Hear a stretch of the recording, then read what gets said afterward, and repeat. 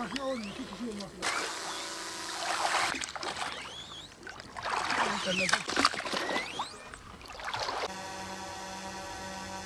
Kefal. 11 yaşına beri balıkçılık yaptım. Emeğimiz burada kazanıyor, ekmek kalmadı. Şimdi bu balığın kilosu adam 500 lira, 50 kuruş diyor. Yani eskiden çok güzel balıklar vardı. O balıklar suyun kirlenmesinden dolayı kaybolur, yok oldular. Yani devletin buna bir çare bulmasını istiyor. Vallahi yağmur yağmadı. Bu yıl, geçen sene iyiydi. Bu yıl yağmadı. Su giriyorsun kalmamış. Yani işte biri gitmiş. Yani zordur. Su bu yıl bahar ayından sulamaya bırakıyorlar. Şu Eylül ayına kadar çekildi. Bu bir yağmur yağmadığına dolayı ya 30 santiye gelmiş ya gelmemiş. Yani kaldı böyle. Ya soğuk olduğu için biz 9.30'a geliyoruz. Ya 1 saat işimiz var, gidiyoruz. Sabah geliyoruz. 1 saat çalışıyoruz, gidiyoruz. 10'da falan eve gidiyoruz. Evet.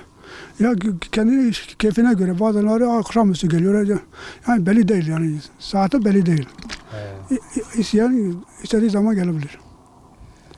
Balığı şimdi iş yok, güç yok. Ne yapalım? Balık yapacağız. Balık da kalmadığı için yani geliyoruz yemek için.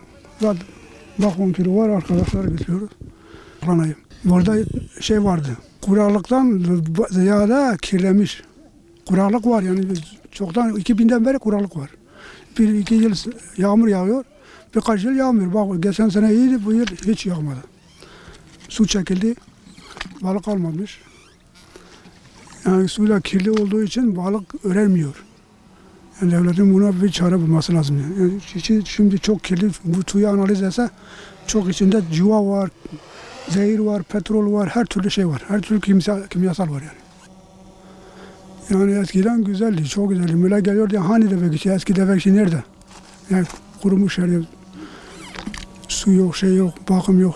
Su yağmurdan dolayı yağmur yağmıyor. Şimdi bu sulama barajı olduğu için her yıl dolaylı olarak sulama yapıyor. Yağmur yağmadığı için kaldı. Yani bu sulama yapıyor. Sulama barajı olduğu için yıllık 15-10 metre falan düşüyor. Yağmur yağarsa o yine tekrar geliyor ama yağmadı. Bağlıyoruz, bağlıyoruz ama Allah'ın işidir bu.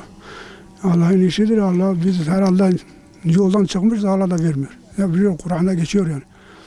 Siz beni dinlemezsiniz, şey yapmazsanız biraz rızıktan size kıtlık vereceğim. Biraz canlardan, biraz rızıklardan kıtlık vereceğim. Bu bizim suçumuzdur yani insanların kendi yaptıklarının, ellerinin yaptıklarının şeyi giriyor. Yani doğayla oynardık. Doğa bize intikamını alıyor.